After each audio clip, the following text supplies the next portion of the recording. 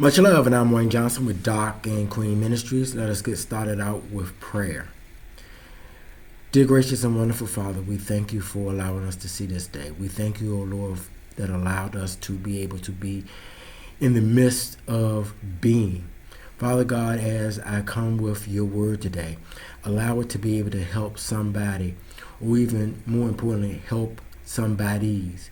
We thank you, Lord, for all you do. We thank you, Lord, for keeping us, covering us, and giving us chance after chance. We thank you, Lord, for your grace and your mercy. And in Jesus' name, amen.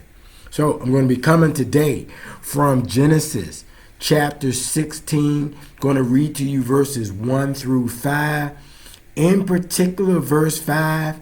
And we'll just get into it once the scripture verses have been read.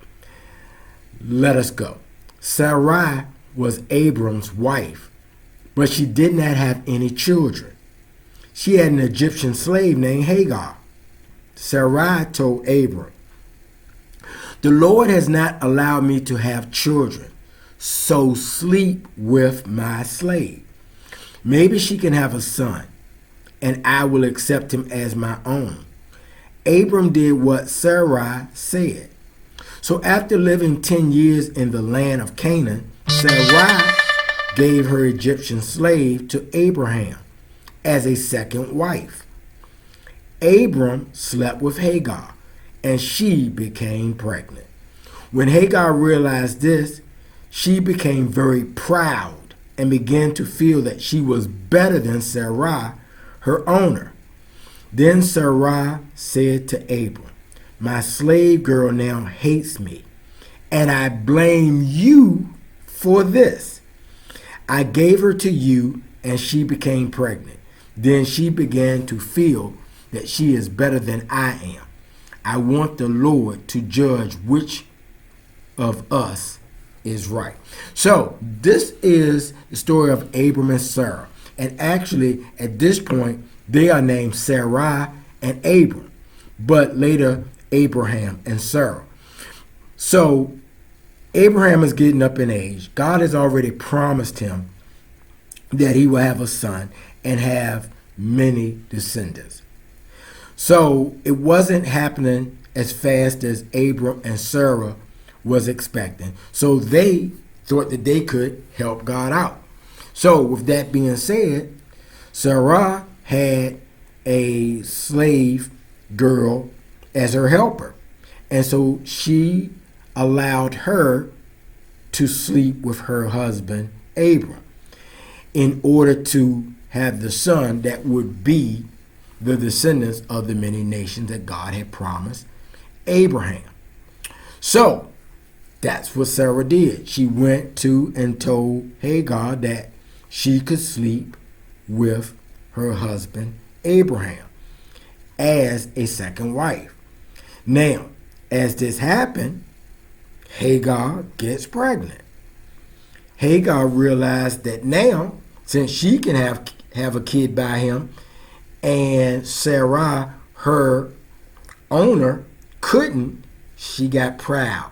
She felt better than. She had something that her owner didn't have. So, it's interesting that in verse 5, it says, "Then Sarah said to Abraham, 'My slave girl now hates me, and I blame you for this.'" Well, she was the one who came up with this plan. And it's interesting to me how many times someone will give you permission to do something. You do what they tell you to do, it happens, and they blame you for it. Now, I'm not going to take Abraham off the hook with this, because God made this promise with him, and we have to allow God's timing to be God's timing, which no doubt is not easy, especially when you look at your circumstances. Here is Abraham, well past his 90s, Sarah in her 80s, and they're looking for this promised child, and people aren't having children at this age. So they wanted to help God out, but God doesn't need our assistance. He doesn't need our help. We are supposed to follow the plan. And so what happens is when we don't follow the plan and then we make a plan and then we don't like the plan, then we end up blaming someone else for it. Sarah blamed Abraham. And not just to get on Sarah for this, but Adam did the same thing in the garden with Eve. We, for some reason, won't take responsibility for the things that we do, even though we shouldn't have done it, but we gave the permission. And you can see that, right here, she really had no business doing that because she didn't go to God and ask God what she should do. She took matters into her own hand. And so we must allow God to work his plan out. And I know it's difficult. I am a human being. I know it's difficult. However, we need to go to God and let God's plans play out. I hope that this message has helped. Take care. God bless. And once again, much love.